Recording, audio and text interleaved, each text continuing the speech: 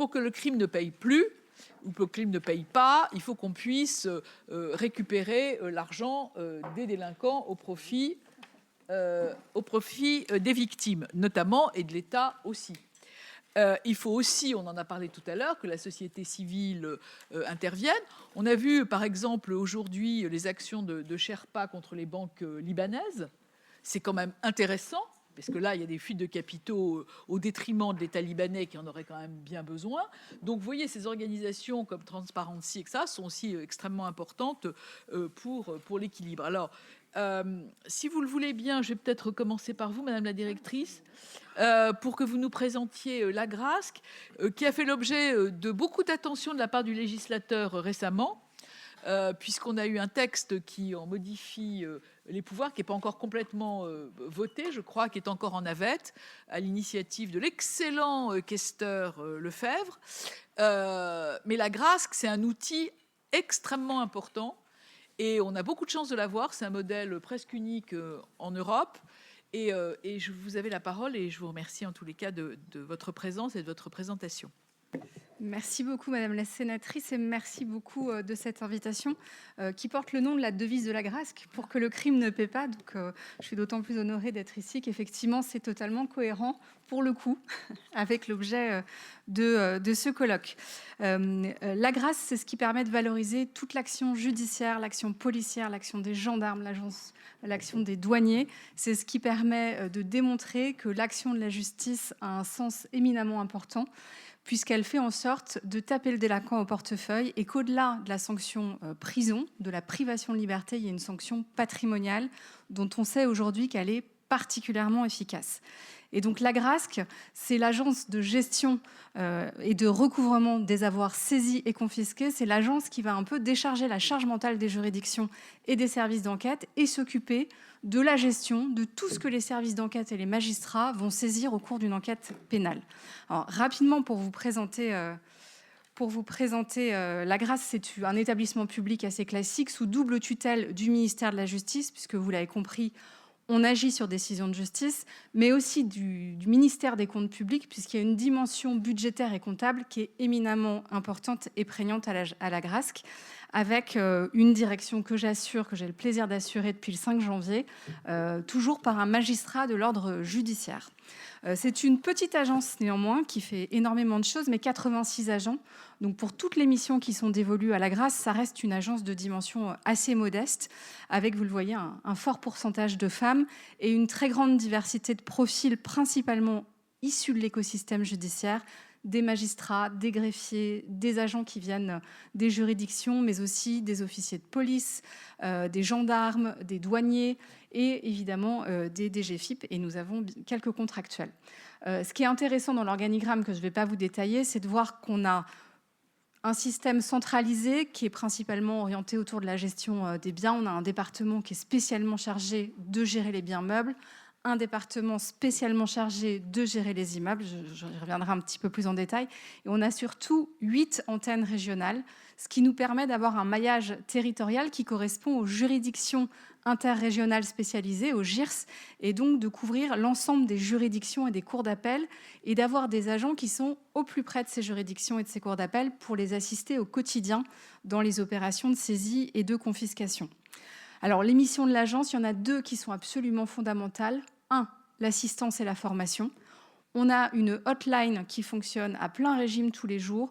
On est appelé toute la journée par les policiers, les gendarmes, les magistrats pour les assister dans leurs opérations de saisie, la rédaction des ordonnances et pour les opérations de confiscation, pour s'assurer quand on confisque un bien, on le fasse sur les bons fondements juridiques et dans des conditions juridiques qui vont nous permettre après de pouvoir gérer le bien de façon optimale. Donc une très grosse mission d'assistance, une mission évidemment de formation, parce que de l'extérieur, le cadre juridique des saisies et confiscations, il est très aride.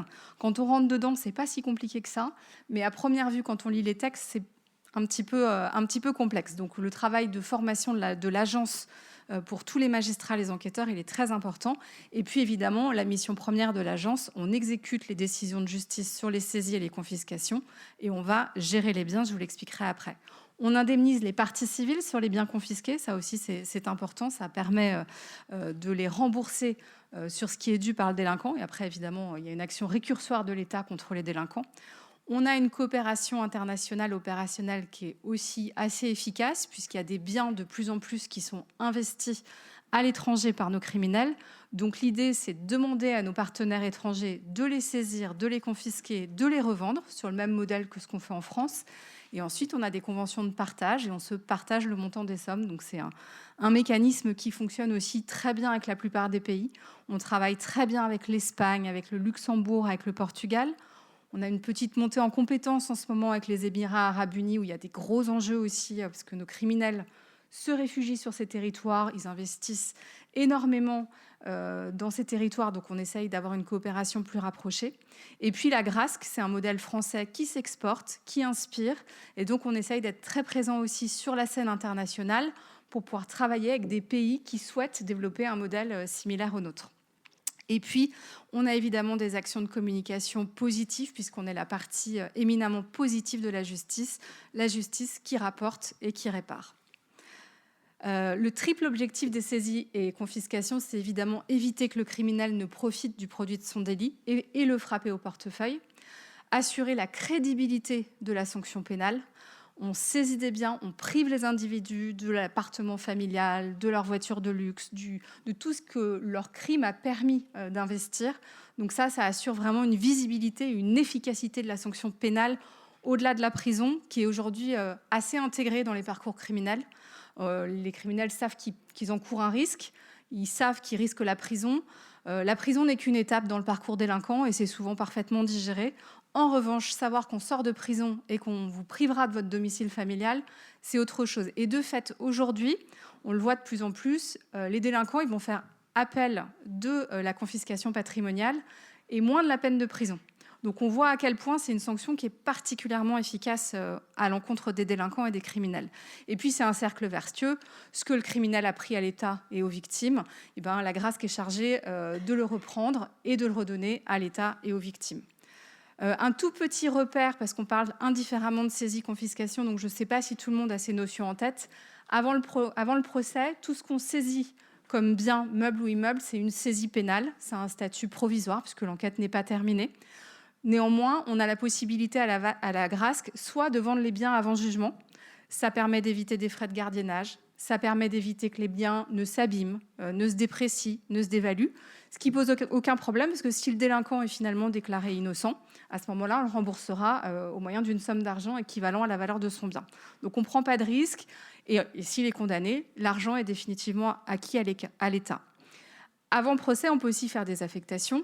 Les véhicules de luxe, le matériel informatique, tout ce qu'on peut saisir et qui peut contribuer à aider les services d'enquête ou les services judiciaires dans leur action peut être affecté.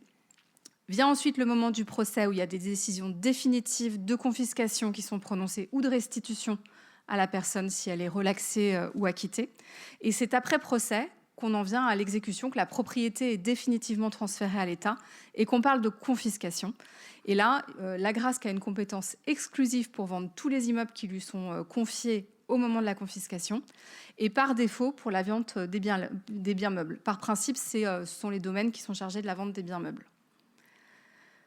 Donc voilà, le volet patrimonial, je vous le disais, dans l'enquête judiciaire aujourd'hui, il est très très important. Il faut repenser l'enquête patrimoniale. Il ne faut pas être systématiquement dans la recherche de la vérité judiciaire. Évidemment, c'est extrêmement important pour établir la culpabilité, mais il faut aussi avoir une approche économique du délinquant et réfléchir à ce qu'on peut lui saisir. Et ça se prépare en amont, avant les interpellations, avant les perquisitions, pour savoir ce qu'on va au plus vite et au plus tôt pouvoir lui saisir, qui va permettre d'indemniser l'État et qui va correspondre à l'enrichissement que lui a procuré son délit.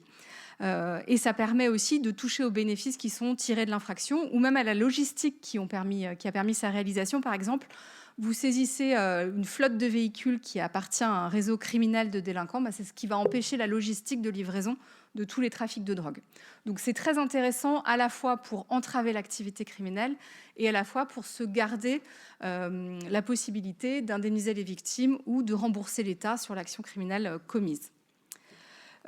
Simplement, je ne vais pas vous assommer, mais on a l'Agrasc a permis de verser au budget général de l'État en 2025 145 millions d'euros, donc ce sont des sommes quand même assez conséquentes. On verse aussi à des fonds de concours, comme la Mildeca pour lutter contre les drogues et les addictions, 47 millions d'euros. Au fonds de prostitution et de traite des êtres humains, 3 millions d'euros. Et puis, vous voyez qu'on a réussi à indemniser les victimes qui en ont fait la demande à hauteur de 27 millions d'euros. De même que les créanciers publics, c'est l'URSSAF, la DGFiP. Voilà. Donc, un système très, très vertueux. 1,4 milliard de saisies opérées l'année dernière par les services d'enquête et judiciaires. On est sur des montants qui sont quand même assez faramineux, mais à la mesure du développement des réseaux criminels et de l'entrave judiciaire qui est portée. Sur les chiffres clés, très rapidement, on fait aussi des affectations sociales, c'est-à-dire que plutôt que de revendre les immeubles, on va les allouer à des associations. Par exemple, au mois de mars, on a confié un appartement à une association qui met à l'abri les femmes victimes de prostitution et de traite des êtres humains. Et donc, on lui a confié les clés de cet appartement qui avait été saisi à un réseau de proxénètes. Et donc, pour 3 ans renouvelables, des personnes qui sont des victimes de ces réseaux vont pouvoir être mises à l'abri par ces associations. Voilà. C'est un peu sur le modèle, c'est un peu inspiré du modèle italien qui pratique beaucoup les saisies à la mafia et la restitution aux populations civiles. Donc, c'est quelque chose qui est en train de monter en puissance en France. Et puis, on a vendu des biens immobiliers, 6 600 pour 31 millions d'euros. Ce sont nos fameuses ventes aux enchères avant jugement qu'on en perd. Bon, je vais passer sur la feuille de route de l'Agrasc simplement pour vous dire qu'on va évidemment accompagner les juridictions dans la dynamisation des scellés. C'est un peu le nerf de la guerre. Il y a des espaces entiers sous les tribunaux qui sont remplis d'objets saisis, qui ont besoin d'être valorisés, d'être vendus rapidement, qui coûtent cher en frais de gardiennage, en frais d'expertise.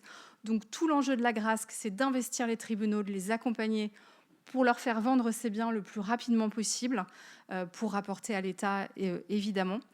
On a créé une plateforme des affectations qu'on appelle le Bon Coin de l'Agrasc, qui permet aux juridictions de mettre en ligne les photos de tous les biens qui peuvent être partagés avec les services d'enquête et les services judiciaires, les véhicules, les matériels informatiques, du bricolage, de l'électroménager, tout ce qu'on saisit et dont on peut faire bénéficier au service de l'État. Ça évite que l'État investisse et achète. Donc, c'est un gain pour l'État. Et on a créé cette plateforme qui fonctionne comme le Bon Coin. Les services d'enquête peuvent réserver les biens, se les faire affecter par les juridictions. Ça va beaucoup plus vite, c'est beaucoup plus agile. Et c'est un système également très vertueux pour les services de l'État. On travaille aussi beaucoup, et c'est un lien avec les tables rondes précédentes, sur les juridictions sans contrefaçon. Quand les services d'enquête font des saisies, ils embarquent tout ce qu'ils trouvent et donc ils repèrent assez facilement les biens de luxe. Tout le monde connaît les biens Vuitton, Chanel, Dior. Néanmoins, dans les réseaux criminels, ils ne sont pas à l'abri, ils n'achètent pas que du vrai, il y a aussi du faux. Donc on essaye d'accompagner les juridictions en partenariat avec LVMH pour aider les services de greffe à identifier les contrefaçons et éviter que ça pollue les services des scellés et éviter surtout qu'on se retrouve à s'apprêter de les vendre aux enchères alors que ce sont des objets contrefaits et qu'on s'en aperçoit au moment où on les soumet au commissaire de justice. Donc on essaye de faire du vide dans les services de scellés, d'éduquer les personnels de greffe au repérage de contrefaçon, et c'est un travail très intéressant. On travaille avec la juridiction pilote de Créteil et on va essayer de dupliquer cette opération dans nombre de tribunaux. Voilà, ça a aussi un effet très vertueux et ça évite des frais de gardiennage toujours très coûteux pour l'État. Là, je voulais simplement vous montrer la variété de biens qu'on peut vendre avant jugement, alors notamment qu'on saisit chez les délinquants. Il faut avoir l'œil. Nous, c'est ce qu'on essaye de dire aux services d'enquête. Tout quasiment se revend. Tout a un prix, tout a une valeur. Il y a beaucoup de collectionneurs qui viennent dans les ventes aux enchères. Il y a un intérêt certain à s'adjoindre les services d'un commissaire de justice quand on part en perquisition, pour éviter de passer devant ce qu'on appellerait des croûtes, mais qui se révéleraient être des véritables œuvres d'art. Donc moi, je milite pour que les services d'enquête, et je l'ai dit à la gendarmerie et à la police, s'adjoignent les services de commissaire de justice au moment des perquisitions. Parce que vous le voyez, les prix peuvent s'envoler. Donc vous voyez cette magnifique théière en céramique époque Louis XIV qui est partie pour 71 000 euros. On a des cartes Pokémon aussi adjugées 1 600 euros. Une montre Richard Mille, donc un modèle assez unique qui a été adjugé à 187 000 euros. Des lingots de palladium pour 187 000 euros. et une Lamborghini qui est partie récemment pour la modique somme de 227 000 euros. Donc vous voyez que dans les scellés, on peut trouver des trésors, et c'est tout le travail de l'Agrasc d'accompagner les juridictions pour essayer de trouver les biens valorisables, puisque tout ça, c'est ce qui va être versé au budget général de l'État. Donc c'est encore une fois, c'est la traduction de toute l'action positive de la justice qui rapporte. Voilà, donc les nouvelles évolutions, vous l'avez dit Madame la sénatrice, on est très en attente de la PPL portée par le sénateur Lefebvre qui doit passer, je l'espère, à l'Assemblée nationale prochainement, parce qu'il y a quelques corrections de notre cadre juridique qu'on attend avec impatience et dont on a besoin. Elle a été adoptée à l'unanimité au Sénat et on vous en remercie. Donc là, on est très en attente de son adoption à l'Assemblée nationale. Et puis, je vais vous laisser sur un chiffre très, très éloquent pour achever de vous convaincre que l'Agrasc, c'est vraiment l'emploi des deniers de l'État à bon escient. Un agent à l'Agrasc, ça coûte en moyenne 70 000 euros par an. Ça traite en moyenne 4 000 affaires par an et ça permet de rapporter à l'État, par son action de dynamisation auprès des juridictions, de 6 à 10 millions d'euros par an à l'État. Donc c'est une agence qui est effectivement très rentable. Je vous remercie. L'État vertueux que vous incarnez. Alors, deux choses, parce que peut-être que vous n'avez pas entendu, mais je le répète, parce que je pense qu'un jour, ça arrivera jusqu'à lui, même si je l'ai déjà dit en direct. Vous parliez de Dubaï et territoire non coopératif. Je rappelle, pour la deuxième fois de la journée, le travail qu'a fait le garde des Sceaux et son rapprochement avec les services émiriens, y compris le Nem and Shem, les nombreuses extraditions, les saisies de biens immobiliers, etc., qui viennent notamment de son travail, continuent avec nos homologues émiriens que vous avez reçus. Et puis, je faisais un rapprochement tout à l'heure quand vous avez montré des œuvres d'art avec la table ronde que nous avons eue tout à l'heure avec le professeur Vincent Michel. Et je me posais la question, qui n'est pas piégeuse, de savoir si, quand vous avez des œuvres d'art, vous les comparez avec les fichiers d'œuvres volées, ou etc. Parce que je pense que si ce n'est pas vraiment encore le cas, je pense que ce sera intéressant, parce qu'on ne peut pas complètement exclure non plus qu'il y ait des œuvres volées ou trafiquées qu'on retrouve dans vos saisies. Donc, bon, je pense que ça se fait, mais je ne sais pas. Alors, ce n'est pas nécessairement l'Agrasc qui le fait, parce que nous, on ne conserve pas les biens qui sont saisis, c'est conservé par les juridictions, mais normalement, en amont, les services d'enquête, lorsqu'ils saisissent, comparent les fichiers. Et les juridictions ont la possibilité de le faire aussi. Et si ça n'a pas été fait, au moment où on récupère le bien pour la vente aux enchères, il y a effectivement un passage fichier qui est fait pour s'assurer que le bien n'est pas volé, pour ne pas mettre aux enchères effectivement un bien qui ne nous appartiendrait pas et qui ressortirait dans des fichiers de police. Oui, donc le système est verrouillé. Donc c'est une administration 2 fois plus vertueuse et il y a des agences qui fonctionnent. Vous en êtes l'incarnation. Je vais donner la parole à Monsieur Risoli parce que vous avez parlé à plusieurs reprises du système italien. Monsieur Risoli, qui préside Crimalt, est extrêmement actif sur ces sujets et nous essayons, sans beaucoup de succès d'ailleurs, de calquer le système italien, mais nos principes de droit notamment s'y opposent. Donc, Monsieur Risoli, vous avez la parole.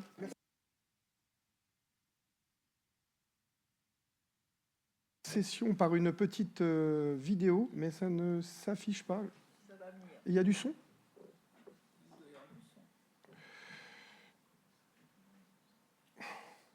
Il a failli y avoir du son. Non, il y en a. Ouais, mais... Bon. Je vais me permettre de... Alors, si je chante, il pleut, donc pas du tout. Cette vidéo a été prise samedi à Rome lors d'un Erasmus+, donc financé par l'Union européenne. Crimalt emmène des Français se former à l'antimafia sociale italienne, l'Italie étant le pays de la mafia et de l'antimafia. Ça s'appelle la Maison du Jazz, et la Maison du Jazz est dans un bien confisqué à Rome, confisqué à la criminalité, qui n'est même pas de la criminalité mafieuse. C'est-à-dire que les personnes n'ont pas été condamnées pour association mafieuse. Il y avait avec nous des parlementaires, les représentants de la Chambre de l'économie sociale et solidaire, la Chambre de commerce d'économie sociale et solidaire. Il y avait aussi la sous-directrice de l'Agrasc. Et donc, on voit à quel point, alors qu'on rentre dans son bien, alors qu'il est fermé depuis des mois, c'est l'Italie. Oui, on ne cherche pas un, mais 2 cadavres. En dessous de ce bien confisqué. On cherche notamment un magistrat qui a disparu il y a plus de 30 ans, et aussi Emanuela Orlandi, une jeune fille de 15 ans, très certainement enlevées, dont il n'y a aucune pour l'instant vérité judiciaire en concernant cette jeune fille. Donc on la cherche encore. C'était fermé au public. Nous avions une formation avec quelqu'un qui connaît très bien la Maison du Jazz, qui a participé à ce que ça devienne ce lieu de culture, ce haut lieu de culture.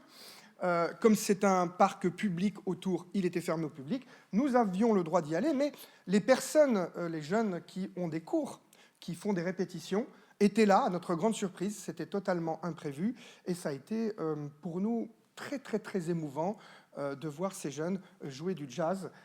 Je veux bien qu'on mette le PowerPoint, s'il vous plaît, après, parce que maintenant, c'est fini.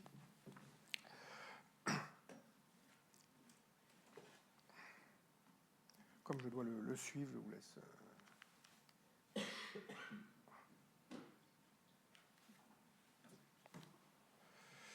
Voilà. J'ai la main, si je fais ça, ça marche, c'est fantastique. Donc voilà, c'est une des photos que j'ai prises. Vous voyez, il y a écrit devant le bien que c'est un bien confisqué à la criminalité organisée. Hein. C'est quelque chose que nous devrions faire en France. Et nous n'avons pas encore gagné cette bataille, mais on va y arriver. Ce bien a été confisqué à un gangster qu'il avait racheté à une banque. Juste comme ça. Ça, c'est donc l'amphithéâtre où se sont produits les jeunes. Et ça, c'est une photo un peu plus suggestive l'été, où vous voyez que le parc est très grand et qu'il y a des manifestations culturelles. Comment en est-on arrivé en Italie, et après Crimalt, nous y viendrons, à faire du lobbying pour qu'on puisse réutiliser les biens confisqués?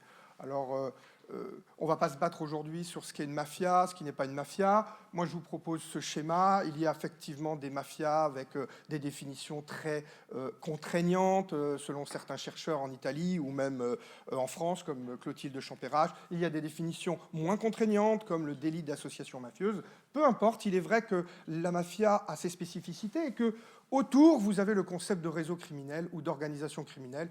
Personnellement, je pense qu'on devrait faire une différence entre les réseaux criminels et les organisations criminelles, car, personnellement, je trouve qu'on devrait faire de la violence un facteur discriminant. Pour moi, je pense que quand on a un pistolet sur le bide, ça fait plus d'effet qu'une escroquerie. C'est mon avis, et donc je pense qu'on devrait faire cette distinction. L'ONU ne le fait pas vraiment, parce que c'est une définition de 160 États, et Europol non plus. D'ailleurs, vous voyez, Europol dit que 60% des réseaux criminels utilisent la violence, sous-entendu, pour eux, 40% n'utilisent pas la violence, pas de souci. Si vous voulez creuser, je peux vous donner accès à mon livre en PDF, qui n'est plus accessible, ou à cet article de questions internationales, de la documentation française. On fait aussi un petit peu de recherche en France, très timide sur le crime organisé. Juste pour vous dire qu'en ce moment, il y a un projet européen qui finance 2 universités belges, et il y a des partenaires donc, un peu partout en Europe, en France. Et donc, on nous a demandé d'analyser des réseaux criminels en Île-de-France. Pas facile, j'avais envie de faire Marseille, j'avais envie de faire d'autres villes. Non, j'ai fait l'Île-de-France. Et je me suis intéressé particulièrement à un réseau criminel. Vous voyez, Île-de-France, trafic de drogue, blanchiment en France, en Espagne, en Tunisie.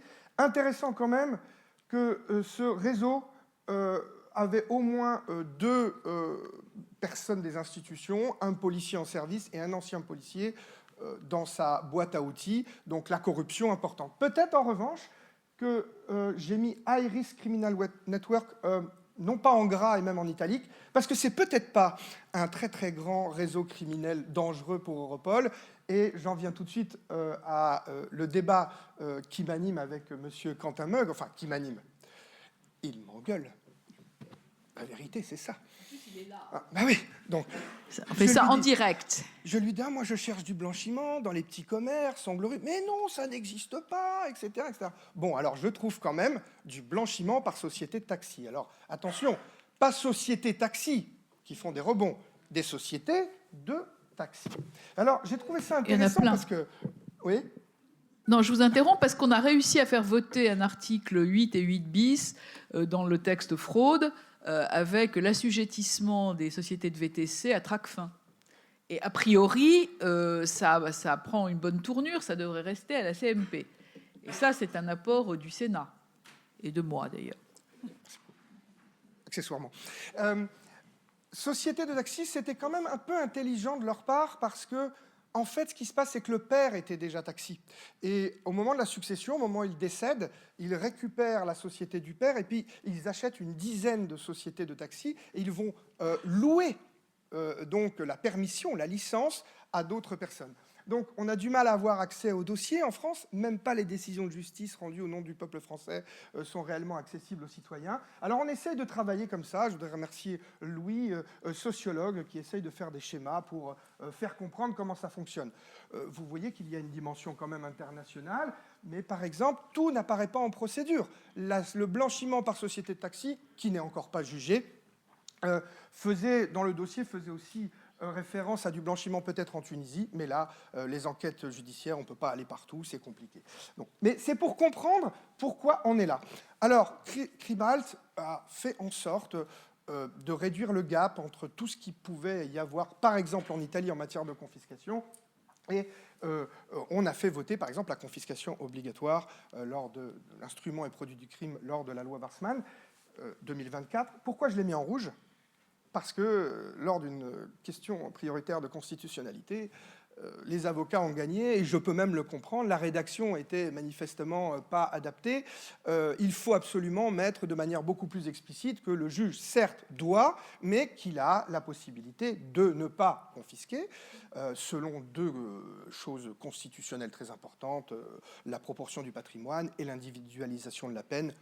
Aucun souci, nous avons déjà rédigé un nouvel amendement que nous avons soumis à Madame la sénatrice Nathalie Goulet, bien sûr. Je pense qu'on va y arriver. On va y arriver. Très bien. Alors, on a aussi obtenu l'usage social des biens confisqués, on y reviendra. La confiscation obligatoire pour la non-justification de ressources dans le cadre de la loi narcotrafic, et aussi que les biens puissent être attribués aux services d'enquête. Alors, attention, en général, quand il y a des gendarmes dans la salle, mais ça existe déjà. Ce qui existe déjà, c'est l'affectation des biens meubles. Il n'existait pas écrit dans la loi l'affectation des biens immeubles. Bon, après, ça a aussi une valeur symbolique parce que les biens appartiennent déjà à l'État. Si l'État veut en faire des gendarmeries, il peut le faire. Mais il nous semblait important que dans la loi, il soit écrit qu'on puisse faire des commissariats de police à partir de biens confisqués aux trafiquants. Tout ceci est le fruit d'un lobbying qui nous vient d'Italie. Nous avions commencé ici par ce jeu magnifique Confiscopolis. Il faisait très froid ce 1er décembre 2029, mais vraiment très froid. Vous voyez un jeu de 4 mètres sur 4 mètres où on sensibilisait les parlementaires et les journalistes à la confiscation. On l'a fait aussi à Menton avec des étudiants ici, une caméra de télévision. Bon, pourquoi Menton ? Parce que à Menton, la mafia calabraise a participé au terrassement d'immeubles qui aujourd'hui voient la gendarmerie nationale, la maison de la justice. Donc il faut essayer d'arriver à des méthodes de lutte contre la mafia pour que la mafia italienne ne construise pas ce type de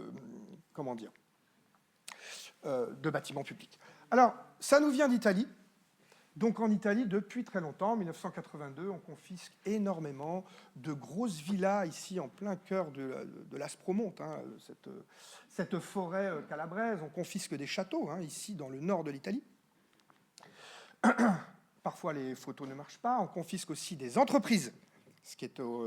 Ça ne marche pas très fort, la confiscation d'entreprises. C'est très compliqué. Mais enfin, il y a le mérite d'essayer d'avoir quelques résultats, ce type d'entreprise. On confisque des biens de ce type immobilier et, comme je vous le disais, on y fait la caserne de la Garde des Finances. Et il n'y a pas de jaloux dans cette ville. Le commissariat de police est dans un bien confisqué. Les carabiniers, les gendarmes sont dans un bien confisqué. L'Église a construit à ses frais, une église toute neuve dans la rue où il y a les 3 forces de l'ordre, sur un terrain confisqué. Voilà, elle ne possède pas, on ne lui a pas donné le terrain à l'église, mais même l'église, d'accord ?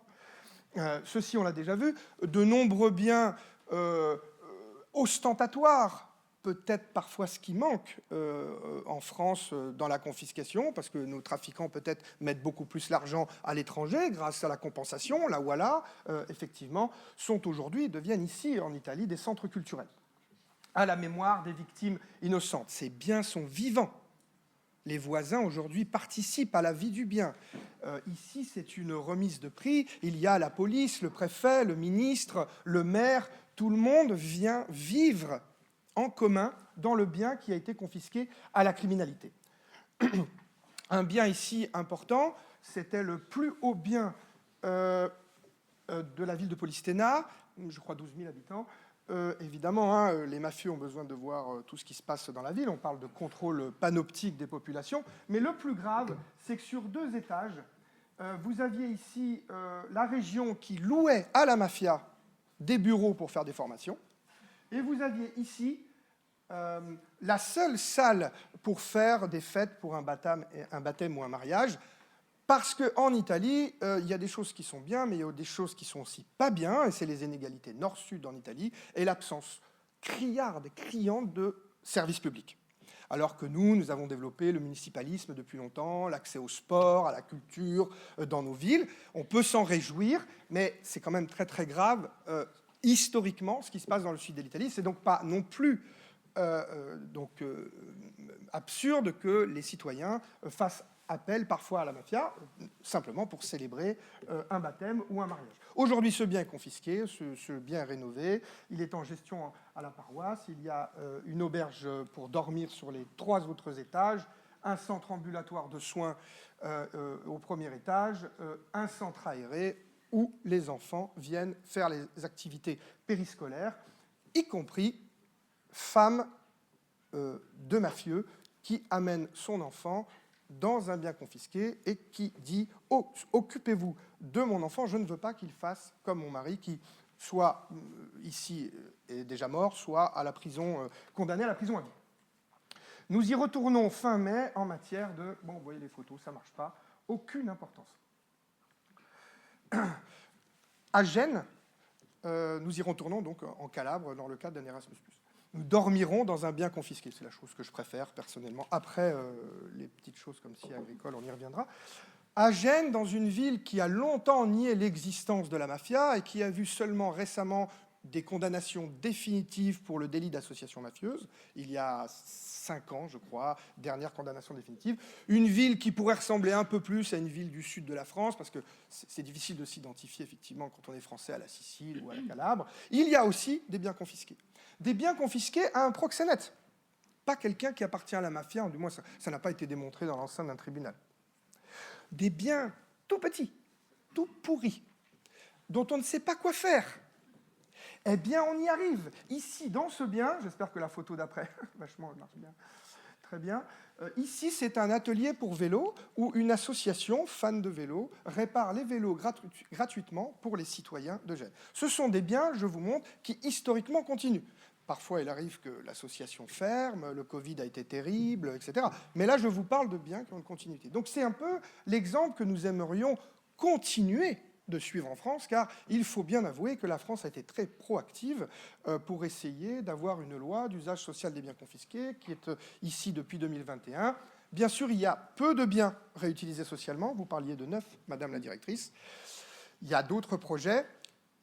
Alors, il paraît que c'est parce que, d'abord, il y a beaucoup de biens qui ne sont pas éligibles, en très très mauvais état. Et il est possible aussi qu'il y ait des biens, notamment, qui soient trop éligibles. Je veux dire, quand on confisque beaucoup de biens à évasion fiscale et blanchiment de fraude fiscale en France, et quand vous saisissez, dans le cadre de la taxe carbone, un très très bel appartement dans le 16e arrondissement avec un sauna, etc., on ne voit pas bien quelle association pourrait prendre possession de ce bien et avoir des charges extrêmement importantes. On entend. En même temps, quand on voit la Casa del Jazz en Italie, quand on voit ces exemples, je suis sûr qu'on peut faire un peu mieux. Et puis alors, il y a une autre chose très très importante, c'est que en France, 30% de l'ensemble des biens saisis, provisoirement, vous le rappeliez, sont confisqués définitivement. 60% en Italie. Il peut y avoir l'idée que c'est une pratique mieux ancrée depuis 1982 en Italie, alors qu'en gros, on a une politique de confiscation depuis que l'agence est née en France 2010. C'est vrai que c'est un problème culturel. Beaucoup de magistrats n'avaient pas envie de confisquer non plus en Italie. Hein. Il n'y a pas de magie. Je pense aussi que le delta, et ça nous a été dit lors de formations avec des magistrats italiens et des professeurs d'université, le delta, c'est la fameuse confiscation sans condamnation pénale du propriétaire, sans nécessaire condamnation pénale du propriétaire. Sous-entendu, en Italie, même si la personne est relaxée pour assassinat alors qu'on le soupçonnait d'être de la mafia, ou d'association mafieuse, ou extorsion, blanchiment, s'il n'a pas réussi à prouver l'origine légale de sa maison, de son entreprise, il la perd, bien qu'il ait été relaxé. Et cette procédure, qui pour moi est le triomphe de l'état de droit, est validée par la Cour européenne des droits de l'homme à plusieurs reprises, parce qu'évidemment les propriétaires en général ne sont pas d'accord, au motif que les propriétaires ne risquent pas la prison. Évidemment que si vous voulez mettre 30 ans de prison à quelqu'un, la charge de la preuve doit être à l'État, et la charge de la preuve doit être très très forte. Ça ne doit pas changer. En revanche, l'idée que les personnes doivent justifier d'où viennent leurs biens, ben je vous rappelle qu'en matière fiscale, c'est ce qui nous arrive tous les ans quand on déclare nos impôts. Hein. Donc nous, oui. En France, les gangsters, c'est plus compliqué. Alors, il existe des outils, je ne dis pas qu'il n'y a rien, mais malgré tout, le fait que ça soit une confiscation pénale, voilà, les gens peuvent être relaxés, même on se plaint parfois pour vice de procédure. Bien, très bien, très bien. Vous êtes relaxé pour vice de procédure, pour trafic de drogue, ça arrive très bien, mais vous allez quand même perdre vos biens si vous n'arrivez pas à le prouver. Et je crois que là, on tient une piste de réflexion très très forte, mais je ne dis pas que ce n'est pas difficile. Enfin, ce n'est pas du tout facile de faire quelque chose de cet acabit en France. Une petite chose quand même, dans le même temps, en France, on a fait la présomption de blanchiment en 2015, qui semble être une arme comme ça extrêmement pratique. Hein. Il suffit qu'il y ait des éléments où vous ayez caché, vous ayez essayé de cacher votre patrimoine. Hein. C'est la chose facile à comprendre, c'est vous avez une cachette dans votre voiture et on découvre de l'argent. Le seul fait que vous ayez une cachette avec l'argent permet au magistrat d'aller vous demander l'origine légale du reste de votre patrimoine. Alors, très bien, mais je rappelle que c'est une condamnation pénale. C'est un renversement total de la charge de la preuve. On n'a pas du tout entendu les avocats pester en 2015. Nous, on leur propose la confiscation sans condamnation pénale et les gens ne risquent pas la prison. Et nous avons en général une levée de bouclier. C'est, à mon avis, un point important pour avoir plus de biens en France. Et cela, bien que, à mon avis, le blanchiment soit différent en Italie pour certains mafieux du blanchiment en France, compensation à Awala, même si aujourd'hui en Italie, ils font beaucoup de compensation et d'Awala, évidemment. Mais on pourra multiplier ces exemples, parce qu'ici, c'est confisqué un marchand de sommeil. Je rappelle que la confiscation est obligatoire dans le cas de cette infraction depuis 2018. Et là, aujourd'hui, c'est une association qui en aura pour entre 500 000 et 700 000 fondations, 500 000 et 700 000 euros de travaux. Mais ce bien confisqué à un marchand de sommeil va accueillir des populations que l'on va sortir de la rue. Donc, il y a encore beaucoup de... J'ai fini. Je peux faire un petit cadeau à Madame la directrice ? Du miel qui est fait sur des terres confisquées à la mafia calabraise dans le nord de Turin.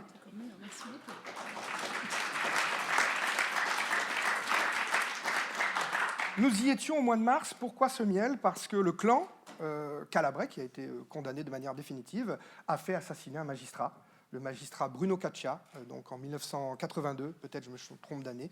Et donc, il nous semblait naturel que la grâce que puisse bénéficier de ce miel. Merci beaucoup. C'est plus que symbolique. Plus que symbolique. Moi, je vous encourage, Monsieur Risoli, à organiser une présentation chez les nombreux groupes politiques du Sénat et essayer de les convaincre, parce qu'en séance, on a un peu de mal. Voilà. Cette saisie préventive enfin, sans condamnation est un sujet que moi je trouve déplacé. Enfin, je pense que la méthode que vous prônez et les garanties qui sont pourtant corrélatives devraient suffire à ce qu'on puisse voter un dispositif, ce qu'on avait plus ou moins fait ici, qui a été sanctionné par ailleurs. Voilà, je crois que c'est un sujet sur lequel il faut travailler avec les services, mais on est quand même... alors, Madame la directrice, le colloque, c'est pour que le crime ne paye plus. C'est une contrefaçon, je vous l'accorde, de votre devise pour le crime ne paye pas, mais ce n'est que le crime ne paye plus.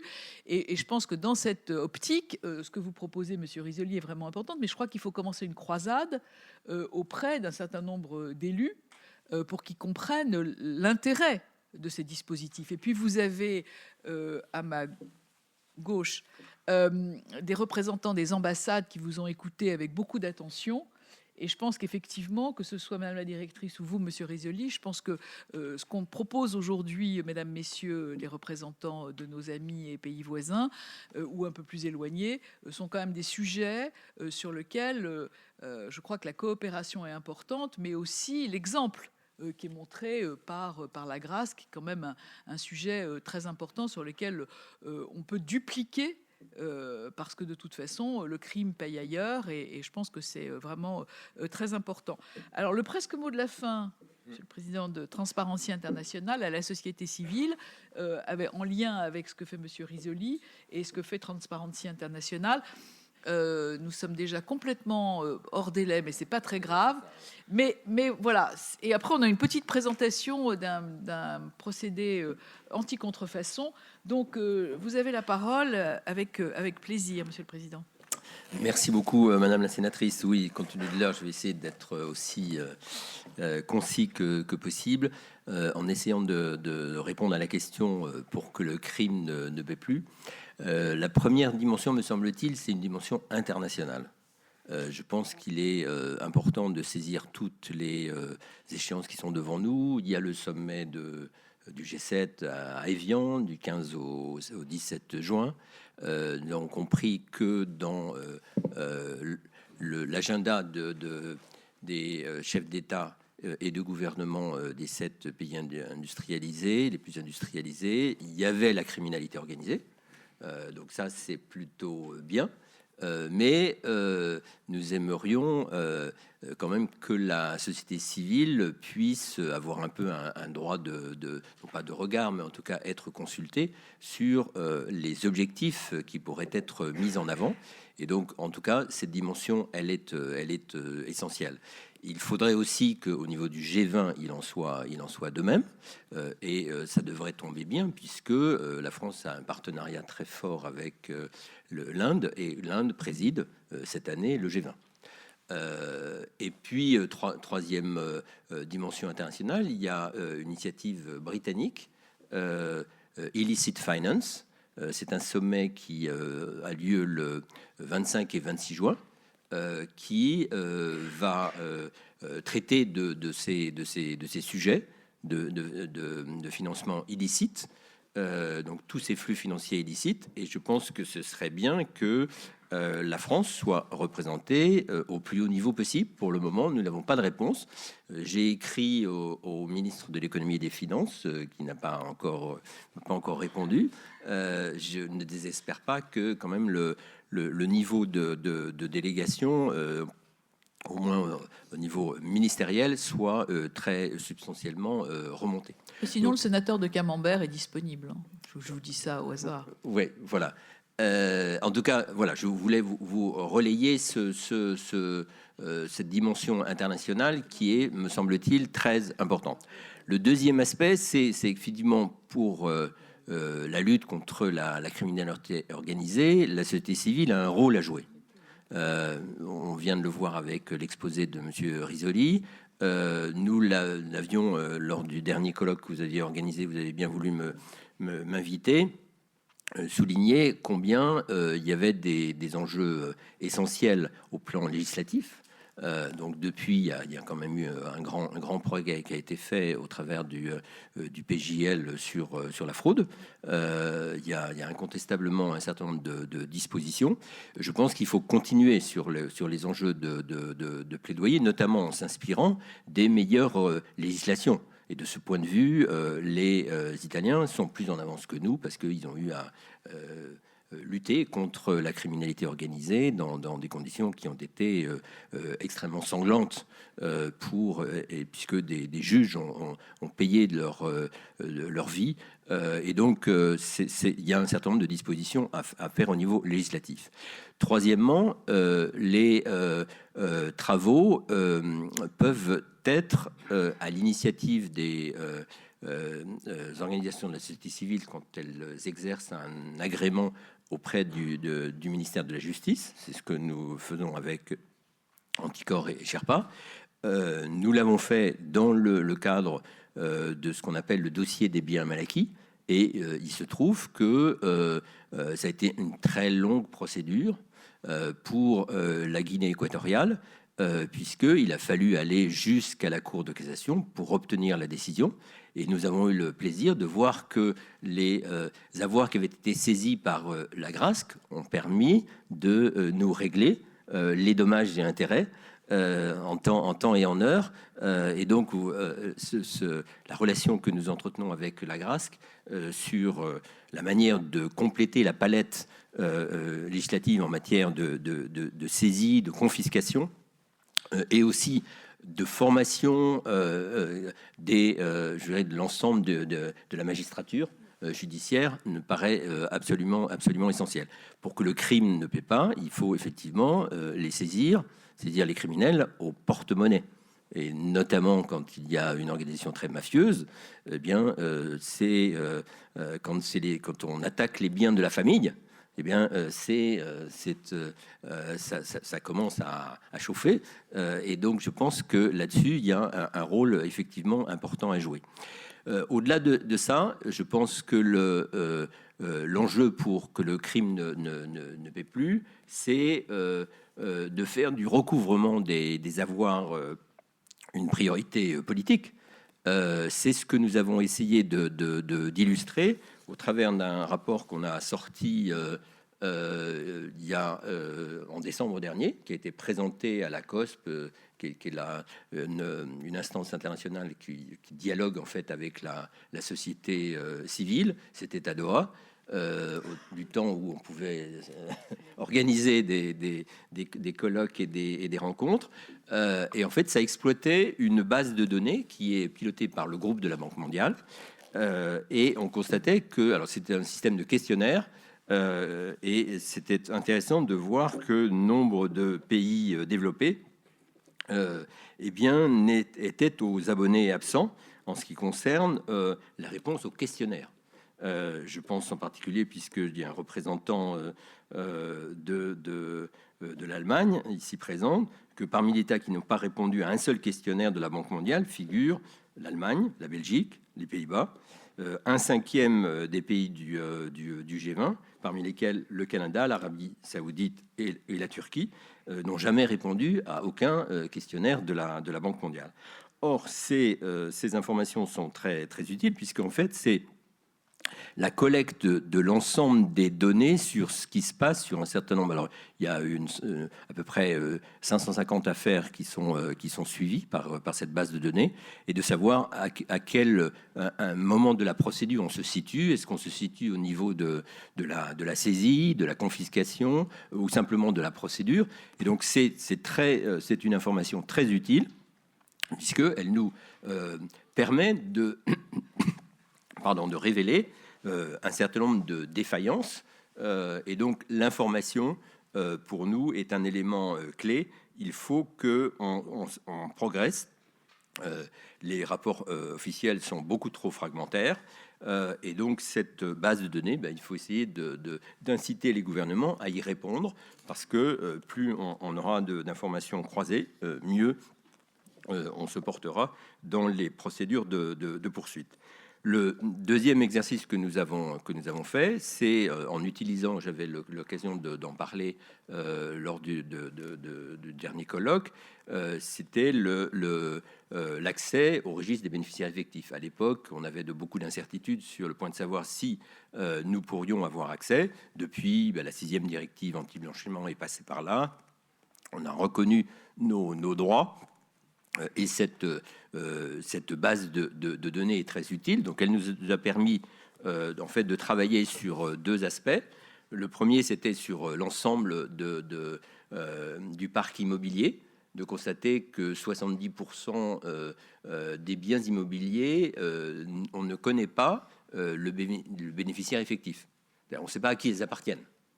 Voilà. Alors, il y a parfois la faute des familles qui n'ont pas pris la précaution que quand on a une SCI, il faut donner l'ensemble des possesseurs des parts de la SCI, mais ça va évidemment très au-delà. Et dans un autre travail que nous avons fait, que nous avons sorti pour la même échéance internationale de décembre, c'était suivre la trace des flux financiers illicites dans les affaires de délinquance financière. Et donc là, ça nous a permis de découvrir un certain nombre de choses sur le fait que les données n'étaient pas toujours lisibles, elles étaient rarement numérisées, rarement interconnectées, et que donc notre système, et y compris d'ailleurs au niveau européen, il est encore très, très incomplet. Et il faudrait donc faire en sorte qu'on puisse avoir accès à différents types de registres. C'est le registre des trusts. Le Conseil constitutionnel nous a dit non, pas question au nom de la protection des droits du propriétaire. On nous a dit aussi que l'accès aux registres qui ont pris quand même beaucoup d'importance quand il s'agit de savoir si on est capable d'appliquer des sanctions internationales, notamment vis-à-vis des oligarques et hauts dignitaires russes après l'invasion de l'Ukraine. Eh bien, ces vedettes, ces registres de navires étaient pas du tout accessibles. Et comme ils ne sont aujourd'hui pas interconnectés, et que quand on sait ce qu'il en est en matière de maintenance des navires, c'est pour les chantiers qui travaillent pour ces grands dignitaires, eh bien c'est l'omerta la plus totale, puisqu'ils ont l'obligation de respecter le silence. Donc il faut bien d'une manière ou d'une autre qu'on progresse sur la traçabilité des actifs. C'est une condition nécessaire de l'efficacité dans la lutte contre la criminalité organisée. Et puis, il faut enfin qu'on ait plus de fluidité dans la qualité des données. Tout ceci, c'est effectivement un rôle que nous entendons en tout cas conduire en tant qu'organisation de la société civile pour faire en sorte que à chaque fois qu'il y a en fait un trou dans la raquette au niveau de la législation, on puisse le combler. Nous sommes à l'origine de la loi du 4 août 2021 qui a mis en place un mécanisme qui était d'ailleurs inspiré par d'autres pays, notamment la Suisse, de restitution des biens qui ont été qui ont subi tout le processus de confiscation et donc de décision de justice. Ça prend du temps pour exécuter une décision de justice. Nous l'avons vu dans le cas du procès Obiang. Il a fallu attendre, disons, des circonstances favorables pour que l'immeuble qui était l'immeuble de l'avenue Foch, qui avait été en fait saisi, confisqué, et il y avait une décision définitive. Il se trouvait qu'il était occupé par des représentants de l'ambassade de Guinée équatoriale, qui est par ailleurs pignon sur rue à la périphérie de Paris, enfin sur le boulevard des Maréchaux. Eh bien, l'opération de police a mis du temps, mais ça a pris enfin corps, et donc on peut considérer que maintenant, on va pouvoir vendre en fait ce bien et organiser la restitution vers les populations du pays concerné, en l'occurrence la Guinée équatoriale. Donc, il faut beaucoup de persévérance. Il faut aussi beaucoup de volonté de convaincre les différents acteurs et notamment les décideurs publics que le sujet de la criminalité organisée, c'est un sujet absolument capital, sur lequel les organisations de la société civile peuvent apporter leur éclairage. Évidemment, il ne s'agit pas de tirer la couverture à elles, mais en tout état de cause, notre rôle de ce point de vue est de faire en sorte que nous progressions dans la maîtrise des mécanismes qui permettront effectivement que le crime organisé ne paie plus. Et dernier point, il se trouve que vous allez voter, je pense, le projet de loi sur la fraude. Je voulais appeler votre attention sur une disposition qui a été introduite à l'Assemblée nationale, qui revient sur une disposition qui était quand même essentielle de la loi Sapin II, dont on va fêter cette année le 10e anniversaire. C'est la convention judiciaire d'intérêt public. Elle a rapporté 12 milliards au Trésor public au cours des 10 dernières années. D'un trait de plume, on a supprimé ces dispositions pénales. Certes, ce mécanisme n'était pas parfait. Il y avait des utilisations qui étaient parfois dévoyées. Mais quand vous avez des mécanismes transfrontières, quand vous avez des montages extrêmement sophistiqués, eh bien, le fait que le ministère public ait la main pour en fait faire une transaction et qui tiendra compte de la collaboration effective de la partie en cause, eh bien, c'est un petit peu dommage, comme ça, d'un trait de plume sans évaluation, de dire qu'il faut le supprimer. J'espère que, in fine, cette disposition ne figurera pas dans le dispositif final ou qu'à tout le moins, le Conseil constitutionnel reverra le sujet. Le Sénat de la République veille, Monsieur le Président. Si je peux vous rassurer. Écoutez, je voulais vraiment vous remercier, vous dire que c'est très important que vous puissiez consacrer un peu de votre temps au colloque que j'organise avec modestie, parce que c'est à chaque fois une pierre supplémentaire à l'édifice. Je vais vous demander encore 5 minutes de patience parce que je voudrais que les gens d'Authentique viennent présenter leurs produits. C'était très intéressant. Je voudrais faire la conclusion avant la conclusion. Allez-y, venez. Pour vous dire la chose suivante, c'est que il faut bien comprendre, et vous avez raison, Monsieur le Président, la lutte contre la criminalité organisée n'est pas une priorité. Nous avons dans cette maison, comme ailleurs, des dizaines et des dizaines de sujets, du statut de l'élu à la fin de vie, en passant par l'eau et l'assainissement, etc. Et que la motivation sur des textes contre la fraude, contre la criminalité organisée, contre la corruption, ne sont pas du tout une évidence. Et en fait, il faut bien comprendre comment ça fonctionne. Nous légiférons par petits morceaux. Nous faisons du mikado législatif.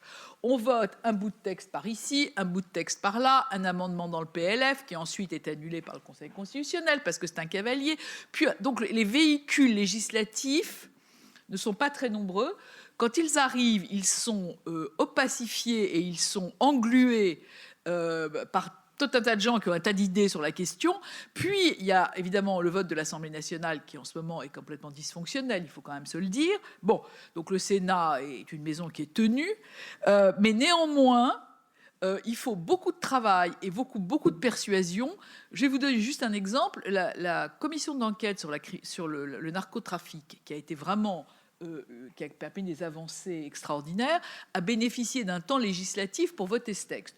Nous, dans la commission d'enquête sur la criminalité organisée, on a eu énormément de préconisations. On n'a pas le temps législatif d'avoir un texte qui correspond au travail qu'on a fait dans la commission d'enquête avec mon collègue Daubé, mon collègue Reichart et l'ensemble de la commission d'enquête, alors qu'on avait identifié énormément de sujets. Donc on est obligé, sur tel et tel sujet, de raccrocher avec cette mauvaise méthode législative, vraiment cette mauvaise méthode législative, et moi j'appelle de mes voeux, mais tout le monde le sait ici, un espace particulier sur ces questions de fraude et de criminalité. Il faut absolument qu'on ait un garde des Sceaux, un ministre de l'Intérieur et un ministre de l'Économie et des Finances qui se liguent pour qu'on ait des textes complets, cohérents, parce qu'à force de légiférer par petits bouts, même les gens qui s'y intéressent beaucoup, Monsieur le Président, Madame la Directrice, finissent par ne plus s'y retrouver du tout. Et je ne vous parle pas de la fraude sociale, qui est un abîme absolu, dans lequel on ne retrouve plus rien. Et les agents qui doivent appliquer ce qu'on vote, encore moins. Donc vous voyez, moi j'appelle vraiment à un sursaut en termes de méthode, déjà. Et je sais qu'on avait beaucoup travaillé avec vous à l'époque des lanceurs d'alerte, qui est le prototype du texte mal foutu. C'est le prototype du texte mal foutu, avec plein de bonnes intentions, mais mal foutu. Donc je vais vous demander 5 petites minutes de patience encore pour ce procédé anti-contrefaçon que je trouvais très astucieux et que j'avais envie de partager avec vous. 5 minutes. Merci. 6. Merci Madame la sénatrice Nathalie Goulet de permettre de présenter Authentique. Alors, je suis Cyril Siavati, le CIO d'Authentique. Alors, nous, on est parti du fait que la contrefaçon est partout. Vous pouvez pas dire que ce que vous portez est un produit authentique, même si vous l'avez acheté dans un magasin officiel. Pourquoi ? Parce qu'il y a des petits malins qui vont dans le magasin, qui achètent le vrai produit, qu'ils achètent la contrefaçon sur les sites chinois et qu'ils inversent le produit, qui se font rembourser le produit officiel. Que fait la marque? Elle regarde, le vendeur, il n'est pas spécialement, il ne voit pas que c'est une contrefaçon parce qu'elle est très bien faite, et il la remet en stock. Et derrière, la personne rachète le produit et achète une contrefaçon. Nous avons développé 3 systèmes. Nous avons développé Authentic Tag, qui est une puce NFC avec nos partenaires STMicro et LinkSense, qui permet d'un simple tag avec votre téléphone de savoir si le produit est authentique, à qui il appartient. Vous pouvez le revendre en seconde main et vous pouvez avoir aussi du coup le DPP qui va sortir en 2027 et plein d'autres choses dans le back-office pour la marque. Et nous avons aussi sorti Authentic Vision, qui est une IA qui permet, avec 5 photos minimum, de savoir si le produit est authentique ou si c'est une contrefaçon. Et elle va dire pourquoi le produit est authentique et pourquoi c'est une contrefaçon. Et aussi, nous avons développé Authentic Pass, qui est un QR code dynamique qui permet, pour tout ce qui est dématérialisé, de pouvoir de rentrer directement dans les concerts avec ce QR code dynamique, qui ne sera pas du coup contrefait, parce que si vous le copiez, au bout de 10 secondes, il ne sera plus valable. C'est toutes ces solutions qu'on a mis. Nous sommes complètement souverains. Nous avons nos propres serveurs en France. Nous travaillons avec STMicro, partenaire européen, LinkSense, partenaire européen. Nous créons nos serveurs, nos baies informatiques. Nous sommes la seule solution aujourd'hui française complètement souveraine. Et c'est pour ça que nous voulions le montrer directement au Sénat. Et si vous voulez, on peut vous faire une démonstration après ce colloque. Merci beaucoup. Ça prend trop de temps, la démonstration? Merci. Ça prend trop de temps, la démonstration? Pour Authentic Tag, non, ça prend 2 secondes. En fait, juste un truc, parce que j'ai trouvé ça très drôle, moi. Pardonnez-moi, Monsieur le Président, mais j'ai trouvé ça vraiment très, très intéressant. Alors, une puce qui est intégrée dans un produit. Vous avez juste à taguer le produit et voilà, ça apparaît direct. Là, c'est un sac d'un de nos clients, nous disent d'ailleurs. Vous avez les photos du produit, vous avez la vidéo. Vous avez que le produit est certifié, vous pouvez le vendre en seconde main, vous pouvez le déclarer volé. C'est-à-dire que si vous le déclarez volé, quand il va être retagué, ça sera marqué produit volé et ça va créer pour la marque tout un PDF qu'elle peut aller donner directement à la police. Et vous avez aussi le Digital Product Passport qui va être officiel en 2027. Ça veut dire toute l'historique du produit. Voilà. Ça, c'est Authentic Tag. C'est direct, vous avez juste à scanner, sans application, sans rien. Vous savez si le produit est authentique et vous pouvez le revendre en seconde main. Bravo. Merci. Voilà, vous avez tous été très patients. Je voulais m'excuser auprès des gens qui avaient été dans le foyer parce que j'avais fait un peu de surbooking. La prochaine fois, je prendrai une salle plus grande. Je vous remercie vraiment tous et tous les participants, tous les intervenants et puis tous les inscrits à ce colloque. J'espère qu'on se reverra bientôt. En tous les cas,